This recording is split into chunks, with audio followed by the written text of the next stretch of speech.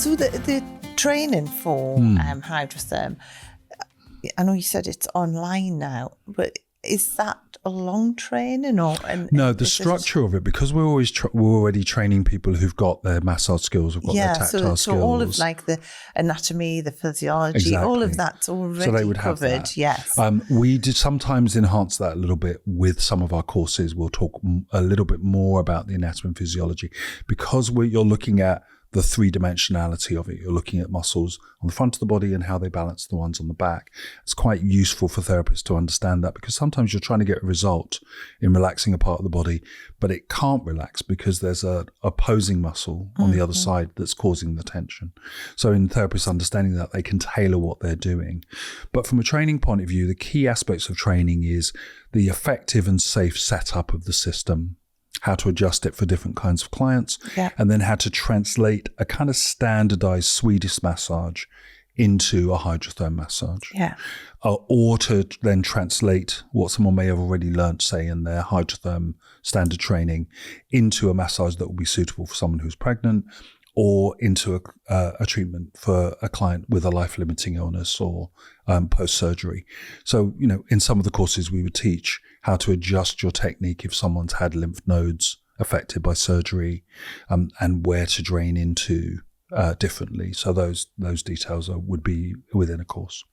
But equally positioning for pregnant clients and working with lymphatic drainage rather than with a standard massage kind of working down towards the ankle if clients are starting to get restriction in lymphatic drainage. Later in pregnancy, we teach therapists slight adjustments to certain techniques like effleurage, which would work with lymph more than the standard kind of working up and down the leg. So, but we also have a lot of companies, sometimes the actual spa or organization themselves, who are buying the system in, will want to bespoke something and design a experience for a client around Hydrotherm, but include a product range. And then sometimes we will have specific areas, for example, we've worked with clients with MS or cerebral palsy and worked to design ways of positioning people to have them be more comfortable. So I was lucky enough to work for about a year with the husband of a client of mine who was actually at the Wellington Hospital and had a brain bleed. And so he was about 50% paralyzed. And he wouldn't have been able to have a standard massage very easily, and we would have to hoist him on and off his own bed. But I designed a protocol where he could have a massage on his airbed. We'd have to hoist him to put the Hydrotherms on the bed first of all, but then I designed it so that we could take them out from underneath him without having to move him again. So once he was relaxed and comfortable, he could stay relaxed and comfortable. And it was just it was a very fulfilling experience for me to work with him, and really help with his rehabilitation and offer something that the physiotherapist couldn't really offer, which I know really made a difference to his mood and his mindset as well.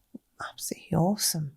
So the thing is, there isn't a way that there isn't like a clinic finder or anything on the website at the moment, is there? Not easily, no, sadly. A lot of, or most of our accounts, if they have Hydrotherm, will have it on the price list. But, just having Hydrotherm on there is very Nobody easily knows overlooked. What it is, Exactly, it's very easily overlooked. But I always say to people, do Google, put the name in, but also ask, if you're looking for a massage, ask if the therapist or the organization knows about what I now call face-up massage, because there are a couple of other organizations who've kind of, let's say politely borrowed from the idea.